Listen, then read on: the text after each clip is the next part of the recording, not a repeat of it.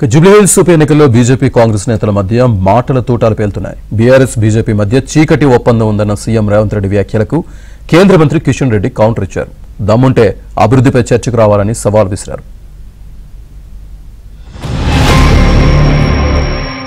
నేను ఈనాడు సూటిగా సవాల్ విసురుతున్నా కిషన్ రెడ్డి గారికి, మీరు చెప్పింది నిజమైతే, మీరు కేసీఆర్ కు లొంగిపోకపోతే, మీరు వాళ్ళు ఒక్కటి కాకపోతే, బీఆర్ఎస్ బీజేపీ ఫెవికల్ బంధనం ఒక్కటి కాకపోతే ఎప్పుడు అరెస్టు చేస్తారో 11 తారీఖు లోపల సిబిఐ ఎఫ్ఐఆర్ చెయ్యాలి, కేసీఆర్ హరీష్ ను అరెస్టు చెయ్యాలి.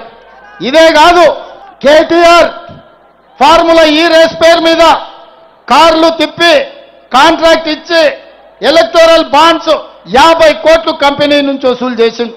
ఆధారాలతో సహా ఏసీబీ కేసు కట్టి అరెస్టు చేయడానికి గవర్నర్ని అనుమతి అడిగితే 2 నెలల నుంచి గవర్నర్ దగ్గరనే ఫైల్ ఆగిపోయింది. మరి నేను ఇవాళ అడుగుతున్న కిషన్ రెడ్డిని, కేంద్ర మంత్రి మీరు ఎందుకు కేసీఆర్ హరీష్ ను కాళేశ్వరంలో కార్ల రేసుల్లో కేటీఆర్ ను అరెస్టు చేయడానికి మీరు ఎందుకు అనుమతిస్తలేరు?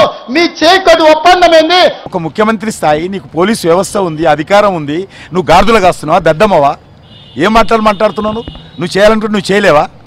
ఈ రకంగా మాట్లాడడం మంచిది కాదు. అది సిబిఐ వెళ్ళి ఢిల్లీలో మాట్లాడాలి, ముఖ్యమంత్రి గారు పోయి మాట్లాడి చేయాలి. ఈ రకంగా కాకుండా ప్రతి దానికి గవర్నర్ స్పందించకపోతే కిషన్ రెడ్డి, సిబిఐ చేయకపోతే కిషన్ రెడ్డి, మెట్రో రాకపోతే కిషన్ రెడ్డి, లేకపోతే రింగ్ రోడ్ రాకపోతే కిషన్ రెడ్డి. ఏం మాట్లాడుతున్నారు? కాంగ్రెస్ పార్టీకి, కేటీఆర్కు, రేవంత్ రెడ్డికి, బీఆర్ఎస్ పార్టీకి నేను సవాల్ చేస్తా ఉన్నాను.